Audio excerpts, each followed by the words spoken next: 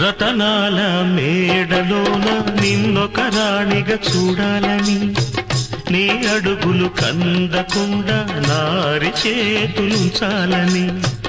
రతనాల మేడలోన నిన్నొక రాణిగా చూడాలని, నీ అడుగులు కందకుండా నారి చేతులుంచాలని ఎంతగా అనుకున్నాను. ఏమిటి చూస్తున్నాను, ఎంతగా అనుకున్నాను, ఏమిటి చూస్తున్నాను.